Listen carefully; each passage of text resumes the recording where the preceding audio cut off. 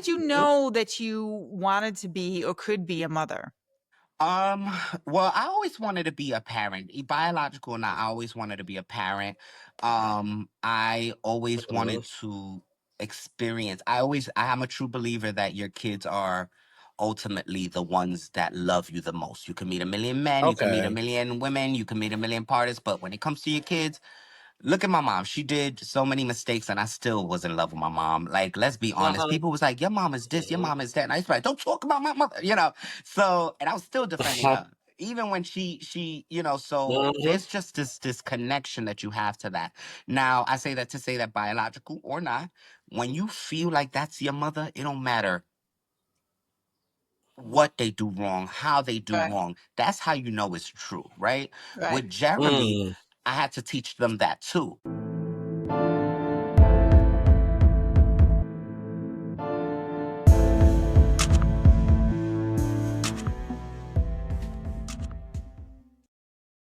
Hi, everyone. Thank you for joining us for another episode of In the Telling, a Global Black podcast. I'm Miranda, and I'm joined by my fabulous co host, Stephen G. Fullward. And we are the founders of the Nomadic Archivist Project, which is an initiative that works with individuals, organizations, institutions around preserving Black history. So we're really super excited to have you here with us today. Yes.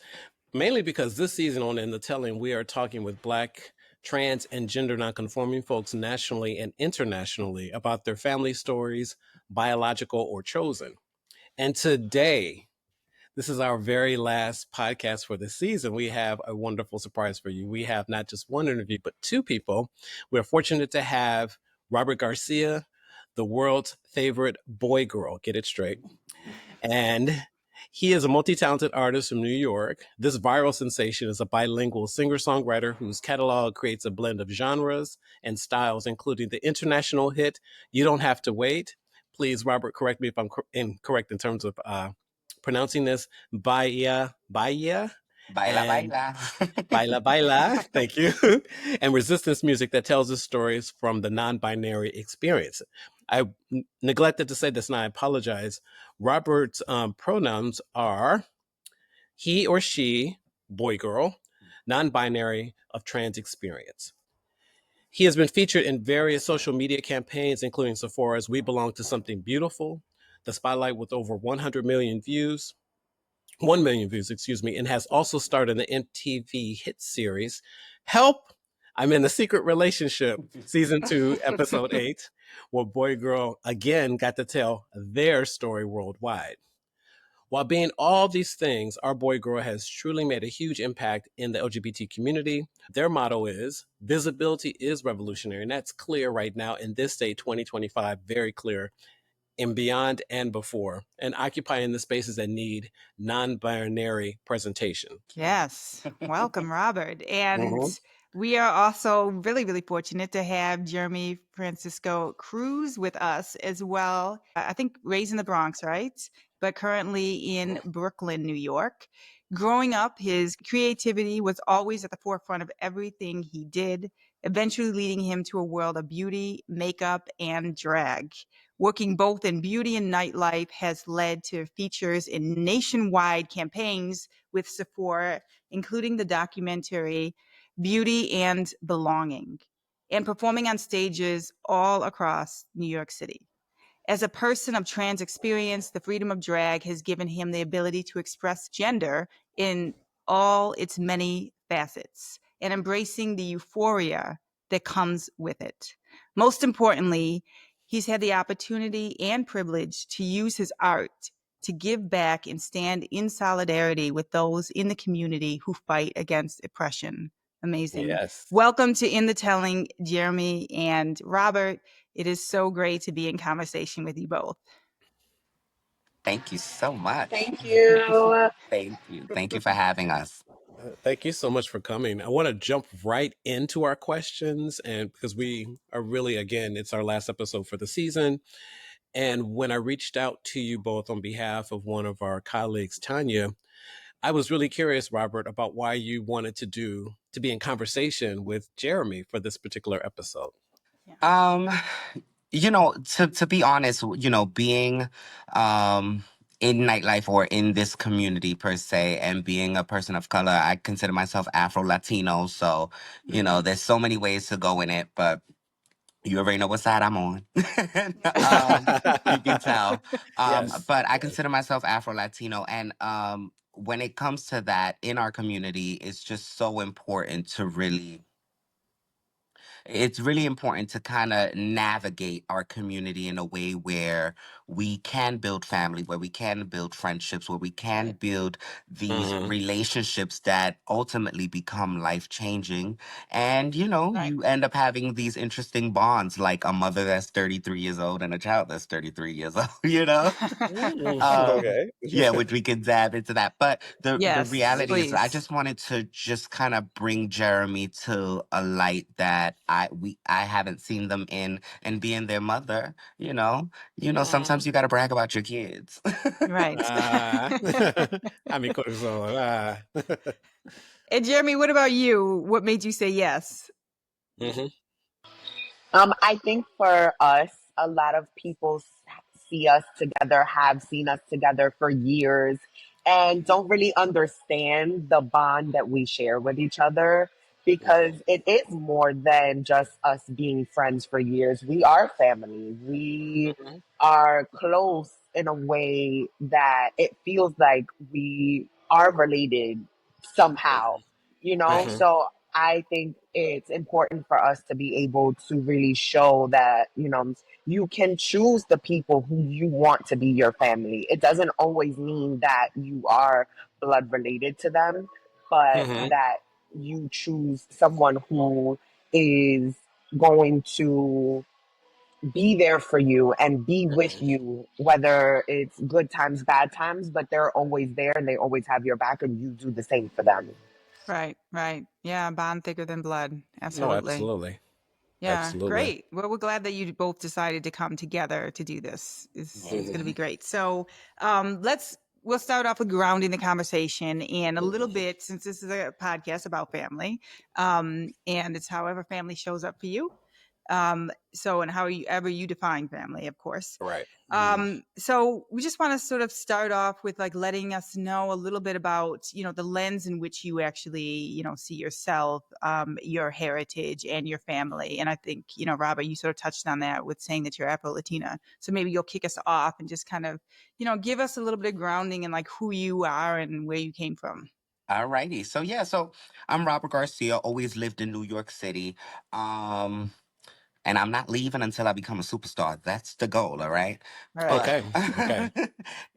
but yes, I've been in New York all my life, and I'm Dominican, Puerto Rican, Afro Latino for the obvious reasons. But why I'm so big on that is just because even within our own community, I've seen somewhat of a separation. I've just always stood, I'm black, I'm black, I'm black. Yes, I'm black Latino because I speak Spanish, but I'm black, I'm black, I'm black. And most recently, I was filling out a form for something. Jeremy could probably remind me, but I was filling out a form for something, and I'm very pretty, but sometimes not the smartest, but not the smartest person in the room. Street smarts, I got you, but when it comes to certain Gotcha. things, I could kind of get lost. Like they were asking me specific questions, and I saw some that was like, "Oh, Latinx," or whatever, and I was like, "Okay, I'm that." And then there was another one was like, it was black, white, Asian, and then a few other things, and I was like, "Oh, so I mean, Latinx or Latino might not be considered this." So I was like, "Black, obviously," and Right. but I've always kind of naturally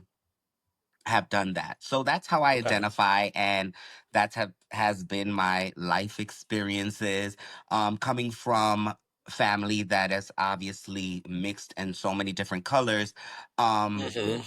I have definitely connected more to obviously my Black and Afro Latino family. My grandmother, she's very, very dark. She's a dark woman, and I remember her going into a store and someone like in Spanish saying, "Oh, be careful, the Black woman," and my grandmother just went off, and I was probably like 10 or 11. Mhm. My grandmother just went off. Just because I'm Black don't mean I don't speak Spanish, and I remember it Mhm. connecting to me where I fit.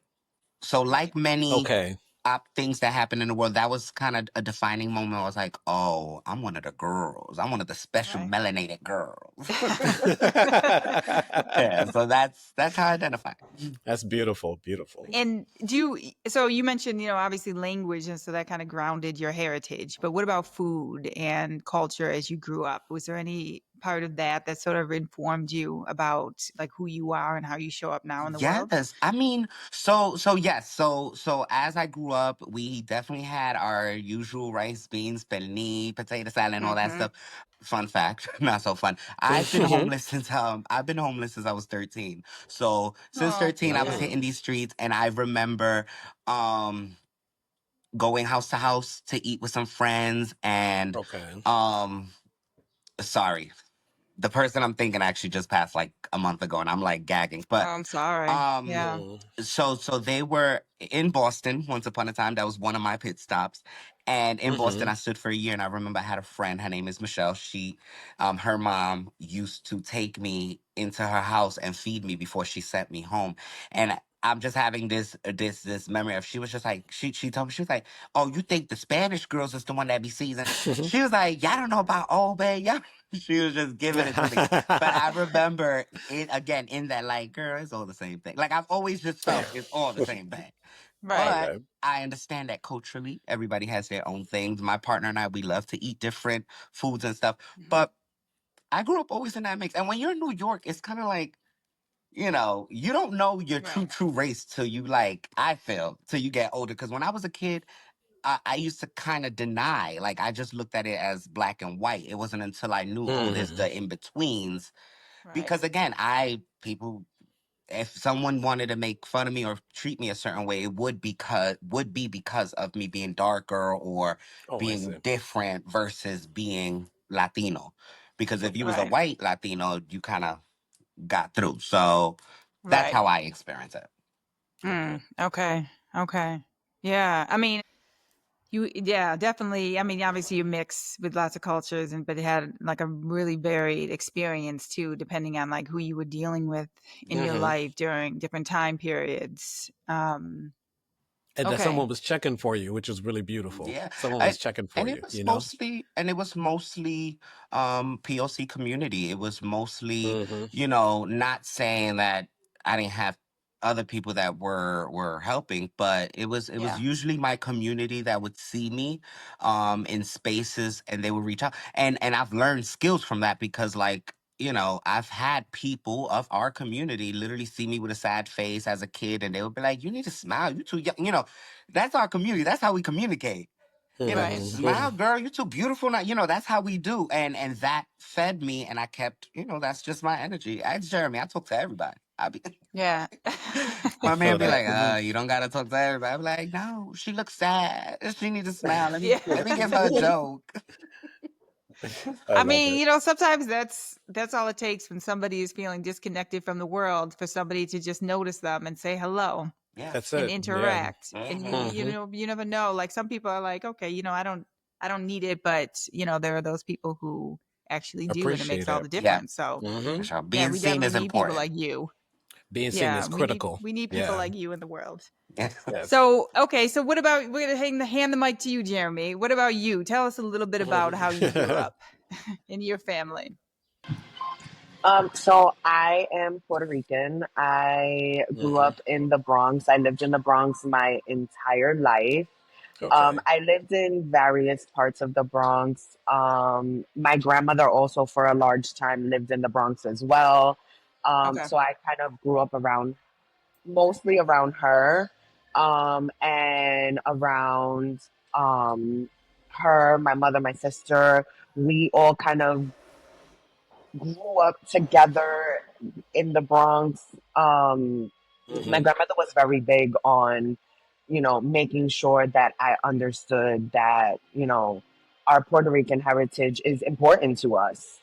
She Mm-hmm. Yeah. said, Mm-hmm. you are going to grow up, you're going to go to school.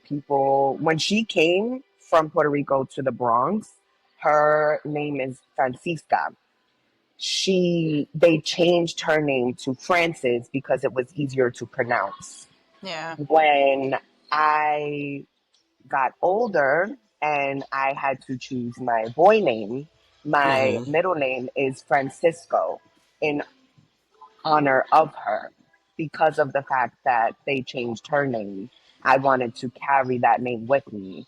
So I made my Right. middle name Francisco and my last name is Cruz, which is her maiden name, Okay. Okay. because that story always stuck with me that they Okay. changed Yeah. her name Mm-hmm. because Francisca was not easy for them to pronounce. So they wanted it Okay. to be Francis because Francis was a little bit more, not only easier to announce, but a little more Americanized. Right. English. Yeah. Mm-hmm. Exactly, a little more English, a little, a little more proper, as they say. Glad. Um, Yes. Mm-hmm. right, exactly. And even though she never told me, I could tell that it bothered her that they just changed her name. How old Mm-hmm. was she when she came over? She was, she had to be at least in, her early 20s because she Okay. was already married. She Okay. came Mm-hmm. and she settled in Puerto Rico and had, I mean, in Chicago, and um, most of my birth mother and most of my uncles were born in Chicago. Oh, okay. So she was Okay. already like in her adult Right. stage and Mm-hmm. Mm-hmm. already like starting to establish herself as a wife and things like that. But in her professional life, she kind of had to navigate that as being, the person who spoke English the best. My Right. grandfather Mm-hmm. didn't speak English um, Okay. that well, so she had to go out and work and Mm-hmm. navigate things because she was the one that spoke English the best out of the Right. two of them. And it came to a point where he only allowed English to be spoken in the house because of the fact that Oh. he did not speak English that well, and he did not want to be the man that can't do anything. So he made sure that everyone spoke English so that he could learn English. Okay. Okay. Um, and then years later, when it came down to me, I had to then learn Spanish Right. in order Outside the to house. outside Yeah. of the house. And Mm-hmm. she was very adamant. She was like, "You have to learn how to speak Spanish. You must learn that. It is very important to our heritage to be able to speak Spanish." Right. So it took me a while, but I did it. Jeremy, what's so great about that story is that I know at least three people, a woman from Colombia, a woman from Cuba, and another woman, I think she's Puerto Rican, have a similar story to yours that in the house, because they immigrated over as children, they were only allowed to speak English at school and it was Spanish in the house. And then my former boss, she had to learn Spanish on her own, even though her mother and her father were Cuban.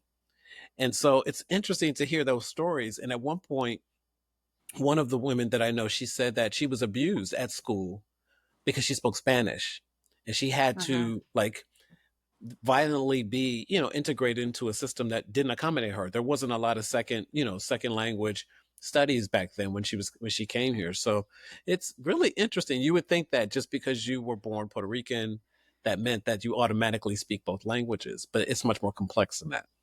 It is, Mhm. and I mean, both you, Jeremy, and Robert, you're really like digging into like the polarization of things. Like if you're black, you can't Mm-hmm. speak Spanish for some reason. If you come here, you got to change your name, or you can only speak Mm-hmm. Spanish in the Mm-hmm. home, or only speak Spanish here, only English. It's so polarizing, and Right. it kind of tears us apart instead of like putting us into the space where we're complex, where we're speaking, both Mm-hmm. different, two different languages at the same time, or Right. showing up as both black and Latina, or Latino, like it's just, I don't know, like that sort of complexity is always so difficult for a lot of people to be able to navigate, but it's so Mm-hmm. natural to who we are. Yeah. Mm-hmm. And so, as this is a family podcast, a family stories podcast, you guys have already talked about your grandmothers and relatives, both adopted and biological. What story did you come here to talk with us today? Yeah, I wanted to talk about meeting my firstborn. the one that made, that changed my body, it really was the pandemic, but we'll blame it on Jeremy. um, but one thing I wanted to say Excellent. before I get into that, I mentioned me being homeless, and Hmm. going through things from 13 years old. That was 13. I'm 33, so that's 20 years Hmm. ago. Hmm. Mhm. 20 years have passed, and I am in one of the most incredible places I could ever be. But I tell that story just to show people that, you know, life can start off one way and end up another way. And one Hmm. thing that I always embedded in Jeremy, and I don't know if they want to elaborate a little bit later, but sometimes in life you have to see things through, even if it's bad, even if it's torture, or if it feels like it's excruciating pain. Sometimes you got to hold it on. And be a Right. gangster, deal with that, and see it through. And I also wanted to say, me and the adults that were in my life that should have been taking care of me, we have great relationships now, and we have me and my mom are like the bestest of friends. Me and my dad are like the Hmm. bestest of Oh, friends. good. I love Okay. it. I just want to say that we are in great places, and she has Good. definitely made it up to her Hmm. baby boy girl, and my Okay. dad as Hmm. well. Hmm. They love me, and Beautiful. parents make mistakes, and we have to also consider where they come from and what they've gone through. you Right. know, my mom had her first child at 13. So, in my opinion, that says everything. As a Right. mother, as Hmm. a woman, she had her own battles. And yeah, Hmm. anywho's Thank you for back to my sharing that. baby. Of course. Yeah. I Yeah. just wanted to Thank make sure, you. Yeah. just in case my mom feel like being nosy, I just wanted to make sure I cleared it out because Well done. she deserves that. She is a hardworking woman, and Hmm. she really did. She did try really hard to try to clean that up, and she did, in my opinion. Good. So I'm Yeah. grateful for her, and I love her forever. Anywho's back Yeah. to my Beautiful. And now you baby. have time with her. Yes, and I Yeah. have good time with her. Yeah. I realized that it was hurting me more hating her than Right. her. All right. So Jeremy, my firstborn, I met Jeremy. We met at Sephora. I don't know if we can say that, but we currently Mhm. work for Sephora now. We met at Sephora. I have been with Sephora for 13 years today, but when I Oh met Okay. wow. Oh. Jeremy, yeah, I since I Can, 19 years old I started Sephora. Um Okay. Loved it. And I remember Jeremy came in, and I think maybe in my fifth year of being there. I was probably like halfway through my career. And I remember meeting Jeremy, very shy, very quiet, excuse me, very, just like to themselves. And I have Mhm. this weird thing that if you're different, for lack of better words, just awkward and weird and just unique and different, I just gravitate Mhm. towards you and I want to talk to you. I want Mhm. to find out where you're from. I don't know why. Like, I'm just like that. I just like to like see the in good terms, I hope, no way, but the weirdo in the group, and I'm just like, come on, let me find out why you like this. What's really going on? What's in your head? You know? mhm. And with Jeremy, I remember seeing them just like that. And in Sephora, have a pretty good name. I do some things for Sephora. So they, Okay. I remember seeing Jeremy and gravitating towards them because of that shyness. And I remember we had a task or something to do. And, there was like a click that, every job has their click, but there was a little click talking about Jeremy. They just thinking this person got hired to Sephora, they should be the best makeup artist in the world. They're just like assuming what they should get from Jeremy. So I went to Jeremy. I said, listen, I'm gonna keep it real with you. You moving too slow. I'm a little tough, but if you could handle this, you can handle everything else. I'm gonna keep it real with you. Right. I'm gonna put you to work. And just like that, I took Jeremy under my wing. I asked my boss if I could have Jeremy as like, somewhat of an assistant. And I taught Jeremy everything, the ins and outs. I was like, Jeremy, you're going to get so good at this that how you're going to move up is one by asking and two by doing. And sometimes you have to do before you get the position. So I gravitated towards Jeremy. We started to bond. And I remember asking him, you ever been to a gay club? No. Aren't you queer? They was just like, I think. I was like, you think?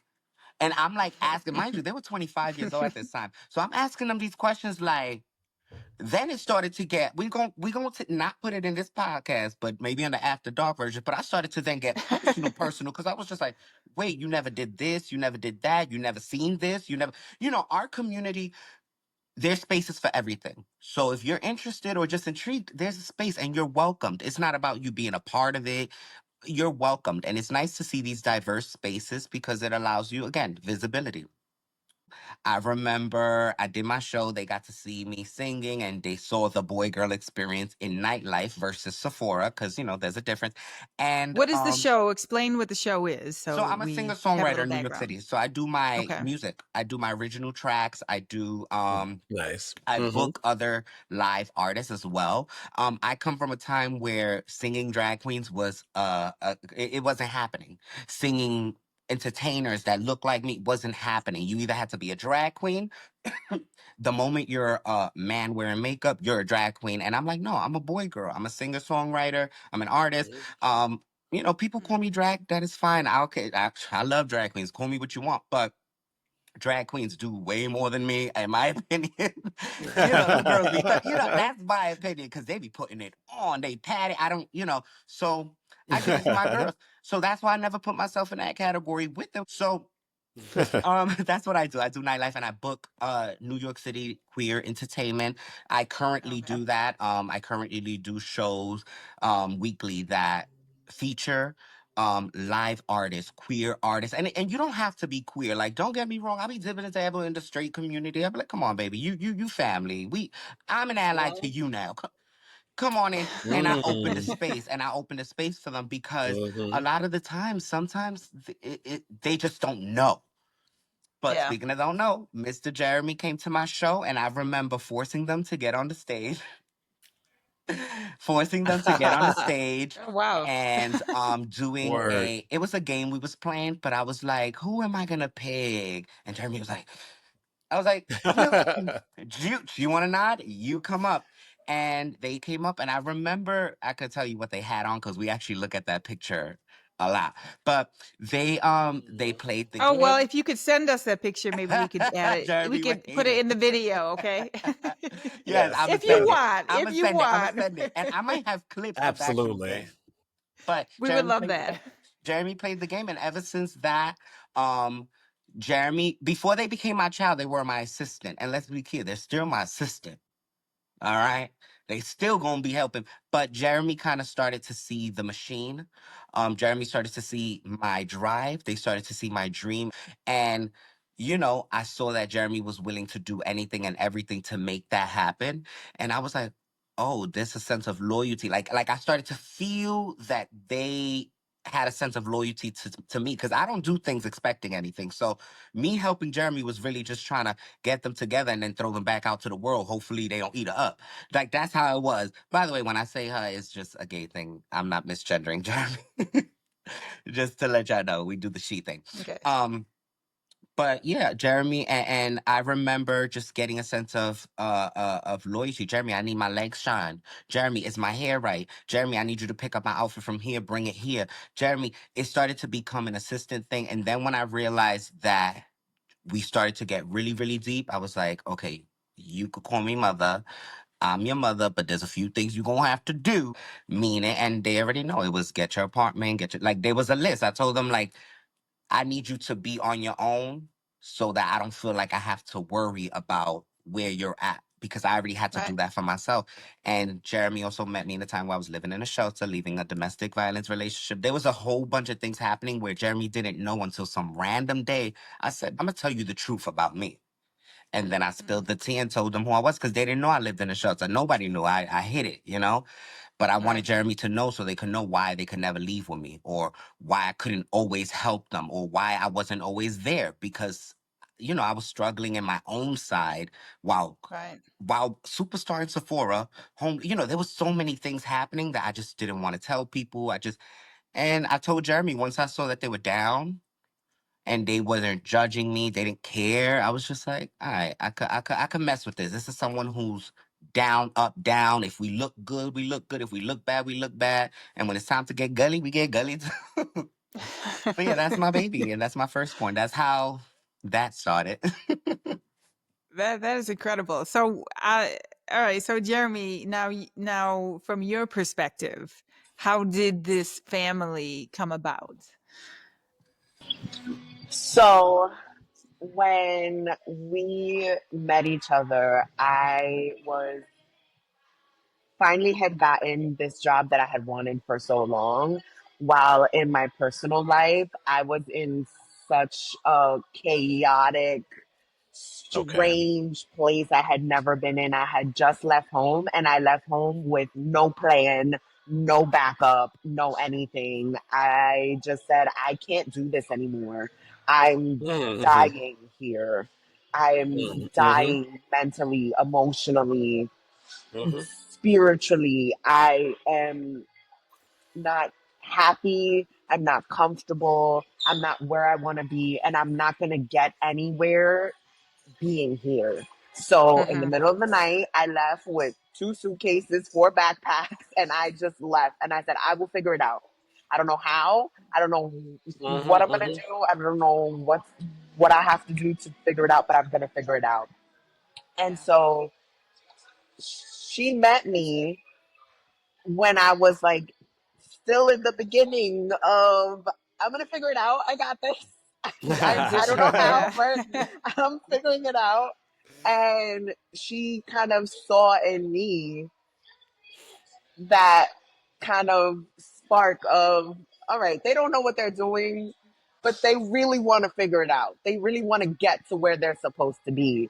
And because we kind of understood each other on that level that, this is not going to be forever. We are going Mm-hmm. to just Mm-hmm. work it out. We're going to figure it out together. It kind of brought us closer. And Okay. we kind of, over the years, just had that bond of no matter what comes at us, it can't be worse than what we've already been through. Right. And Mm. whatever it is, we're always going to figure it out together. Whether we have to just sit down and plan everything out and map it out and say, this is what it is, this is where we're at, this is what we're going to do. Or if we Mm-hmm. just have to say, you know what, we have faith that everything is going to work out and we're just going to keep pushing forward how we always done. It's that kind of grind of we don't stop until we get to where we got to go. That really brought us closer and really made us Mm-hmm. that family bond. And she really stepped into my life as a mother role. Once she kind Mm-hmm. of gave that, like, okay, you can call me mother. She really stepped into my life in a mother role, and in all ways, in my personal life, when I was like trying to figure out my apartment stuff, there were times where she really had to stop me and say, nothing else matters. Mm. What matters is you need a place Mm-hmm. of stability. Right. Everything Mm-hmm. else you can forget about. Everything else you cannot stress about. You cannot think about those things. What matters is you need stability. And that Mm-hmm. Mm-hmm. type of conversation is what I really needed to ground myself and say, you know what? You're right. Yeah. Okay. I need stability. And I need to focus on finding that stability. In my Mm. professional life, when I was like going up for promotions and things like that, she would tell me, hey, listen, you can do this. You have the skills, you have Uh-huh. the time put in, you have the ability. You just have to, if that's what you want, focus on it. Even in Beautiful. my Mm-hmm. nightlife, I'm still new in nightlife, but even to this day, she'll tell me, like, okay, you did really good with this, but don't forget about this. Don't forget to look at this. Don't forget to Mm-hmm. think about these things because that's what's going to elevate you the next performance, the next show. Nice. So Nice. she's always kind of been that like beacon of keep going and focus and do better and elevate. And that I really needed that. And that's what really brought us together and brought us closer. Yeah. This The is tremendous. I so we have our questions, of course, No, come but on, then bring them on. I mean, you saw some of the questions and this whole idea of values. Like you guys are expressing what your values are to each other, with each other, and separately. And I guess I want to ask you to pull it out just a little bit more for our audience. What the values that sustain you both individually and collectively as a family? Can you talk about those things? I found my faith my way. I believe in my God how I believe in it. Mhm. I remember telling Jeremy, you could believe in this. You could believe in this lip gloss. This could be your God. You just better make sure you have faith that this lip gloss is going to get you out of what you want. Because when there's no other option and there's nothing else to move, that's Mhm. what's going to get you out because you stuck with faith. You stuck with hope. And I feel like Mhm. that's what God Okay. became for some people. Again, you don't got to go to Right. church and all that. But so, and I say that to say it stemmed from that for me and Jeremy, where I had to teach them that at the end of it all, there is no end as long as you're working on this earth. You're Right. walking here, you're living here, you got a chance to laugh, you got a chance to cry. It is what it is. But you're here and you have an option. You have a choice, right? Right. And Mhm. when there's no one else, you have to have faith. I've had experiences where I've had nothing. I had no one to call. Oh my God, how are we gonna eat? What are we gonna do? And what will happen, Jeremy? $25 right there on the floor. Now we got McDonald's. And this is also from a Mhm. time where me and Jeremy were both struggling. You know, it could have been the lip gloss, but for me, it was God. It was faith. It was having that strong Right. faith. When it came to embedding my values into Jeremy, I truly just had to think, what is it that Jeremy needs? Because at the end of the day, we're two different people. We have two different goals, you know. Right. But I wanted to see what is gonna make Jeremy want to last, want to be here, want to, want to live. There was a lot of times where Jeremy and I didn't see eye and eye to the things that made us depressed, right? I know how important depression is in the sense that it exists. We naturally do it. I go through it, you know. Hmm. I I know how important it is, but then I also know how important it is to try to get through life while you're going through your depression. Right. The reality is that we get depressed, but life keep going. You could take a day, maybe, but to take a week, I don't know about y'all. I can't take a week of depression. I gotta lie to myself one day and say I'm Beyonce and laugh today because that's what's gonna make me happy. So Right. with Jeremy, I had to embed that. Listen, that depression, we don't do that. Jeremy knows we have our sad moments, but we have our sad moments for when we have our moments. The difference is that Jeremy's 20 was 25 when I had to do that for them because that's when they got out. I needed that when I was 13. I needed that when I was young, someone to tell me, Robert, you're not doing this. I had to do that to myself. I had to look at crackheads in the street to know that I don't want to do crack.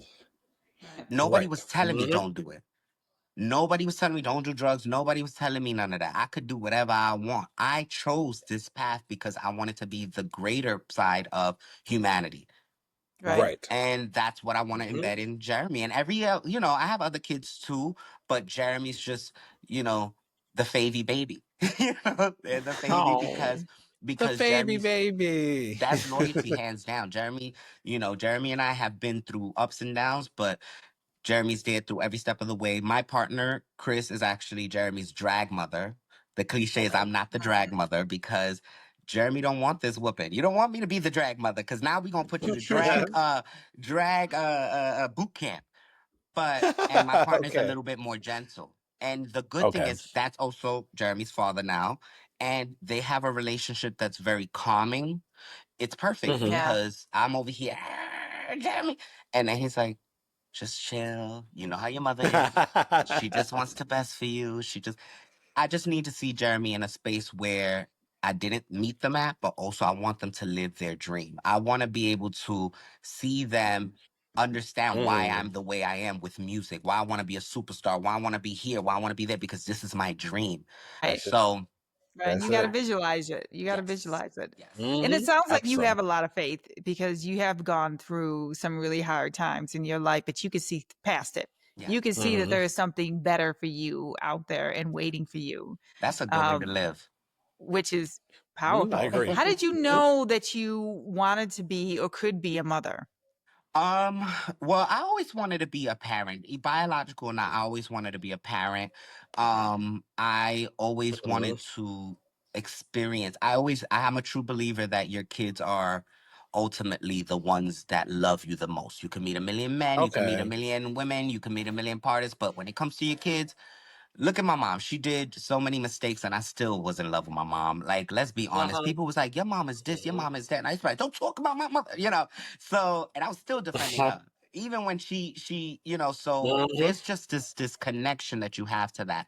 Now I say that to say that, biological or not, when you feel like that's your mother, it don't matter what they do wrong, how they do Right. wrong. That's how you know it's true, right? Right. With Jeremy, Mm. I had to teach them that too. I used to tell them, what's the difference from this mother and this mother? I'm like, you have to still call your mother. You still have to look for her. And fun fact, Jeremy recently had a little health scare, and I'm gonna say the T. Who showed up? Their biological mother. And that's why you have to love. It's important to me to want to be that figure. For me, how I've always looked at it is, while I'm working in my dreams and working on my head is so crazy and all over the place for me, that having Jeremy is therapy for me, because it gives me someone aside from myself to love and to Right. support and to mold. Vice versa, with my partner, same thing. Like, it's just a space that I have with really Hmm. good people, because before Jeremy, before my partner, before certain things, I had horrible people in my life. Hmm. I let Jeremy make mistakes. I don't always get involved. I'll be like, all right, Bookie, do your one, do your big one, I'm here. And And it sounds like it passed on to you, Jeremy, right? Because in your bio you say that you're there, that you try to stand in solidarity with others, and that you try to be that person too, that rock, and that person that is with people regardless of where they're at in their lives. So has this sort of given you, like, your family now with Robert, your partner, um, giving you even more of that's already in you, of like being there with other people and continuing to show up in that way? Oh, absolutely. They're growing up. There was no one that I could look to. I knew that I felt all these feelings, and I knew all these things about myself that I didn't have words or language for. I didn't know how to express myself the way I felt comfortable. I didn't know Mm, that that was even possible. I didn't really see people of my gender, of my size, of my, of that looked like me. I didn't see people who were trans, like trans men who were of bigger bodies, who were, still had, some flair to them, that still had some sass to them. It was, I didn't see any of that. But being in this family and being able to be myself and express myself and be free in all ways, it really helped me to realize that it's important to help others to see in themselves what my mother helped me see in myself. For yeah. a long Okay. time, for a long time, I didn't really know how I wanted to move forward in my transition. I didn't know how I wanted to move forward in my gender expression. It wasn't until we really sat and had the talk, and she said, if what you want is to transition, then you have to be confident in that, because Mm, it's not easy. It's not an mm, easy yeah. route. It's not easy. It's not an easy process. You're going to go through a lot when you make that decision. So you have to be confident in it. But if that's what you want, then you have to do it. You can't wait for somebody to tell you. You can't wait for somebody to give you permission. You can't wait for somebody to say it's okay. Not a therapist, not a doctor, not a. You have to decide for yourself that that's what you want, and that that's what you want to do, and you have to go in it confidently. And Mm, I'm able yeah. to be who I am. I'm able to live my life and go through this process with the support of her and of my father and all of that, because of the fact that she really was able to give me that kind of guidance and allow me to make the decision for myself. And I realized that it's important to have, whether it's a chosen family or a biological family, it's important to have family that doesn't push you to make decisions that they want you to make, but that Right. support you to make the decision that's best for you. Right. Yeah. I want Wow. to elaborate a little bit on that because, when it comes to Jeremy's transition specifically, that's just a little portion of our relationship and what we've gone through. But I remember just, I'm a boy girl. My transition in my head is mentally, it was a transition to being confident and being a boy girl. That's my transition. I truly love the in between. I had to run with that and I had to live in my truth. And I couldn't let my community push me one way. I couldn't let the other. I had to Right. truly live in my truth and say, Robert, you want to be a boy girl. You don't want to change your name. You don't want to do this, do that. And don't get me wrong, I'm going to do some feminizing modifications, but still because I want to do it, not because it's going to Right. make me any less or any more. I used to Well tell said. Jeremy, you a man no matter what. If that's what you feel, a man is not the visual. A man is here. A man is Mm-hmm. all in here. You have to live in that space in your head because it Right. don't matter what you look like. And Jeremy did their transition whenever they wanted to, regardless of me, regardless of Mm-hmm. their family. I used to tell Jeremy, just be a boy girl, it's easy. And Jeremy's like, no. And I did that on Right. purpose. I did that on purpose because I wanted to see, are they still in between? Are they still questioning? No? Once they said no, that's not what I want. So then you got to stick to that and stand to it. Somebody calls you a she, you check it. Somebody calls you out your name, you check it. You have to confident in whatever you are, whatever you want to be, and bringing it to the world like that. Well, I'm so Lovely. I'm so happy to be in conversation with you guys today, and I'm so happy Mm-hmm. that you two have each other because Yeah, me it too. sounds It's like a beautiful beautiful. relationship, a Yeah. really beautiful and supportive relationship. And I love it. Like it really is about like how we feel about ourselves, internally, no matter what else is happening on the outside. And so to respect that of each other and to embrace that and to promote it in each other is just, I don't know, it's just real love. And It's so, beautiful. Yeah. yeah. That's a Now I loyal. That's a really loyal. understand why the two of you wanted to be on the show Yeah. together. And in our Yes. Yeah. community, I don't know everyone's space or where that, but in our community, this chosen family is key. It's a key component to us growing up. Agreed. Jeremy got me It at is. 25, but I've met kids that are younger than 25. On Sunday, Jeremy and I are doing something we're involved in called Trans Gem. It's a nonprofit situation where we give back makeup, we give back performances at the Brooklyn Coalition. And I met 13-year-olds, little me's. I met Hmm. little me's and they're in a center that is pushing them and supporting them. I didn't have the center. I didn't know which center to go to. So that's why I play my role. And that's why I try to do a million things because we need a chosen family. We need family. Right. We need We family. do. Family. Whether it's the one We God gave us or the one God gave us in the streets, we Right. need family. And family, a village is truly how you get through these beautiful days. 4 years, Yes. three almost. I can't wait. There you go. There you go. Well, thank you again, Thank you. Jeremy and Robert, for being on In the Telling and for sharing your stories and for being so open and honest with us. We really appreciate it. We do. Thank you. Thank you so much for having us. It was an honor to tell our story, and we got some more coming.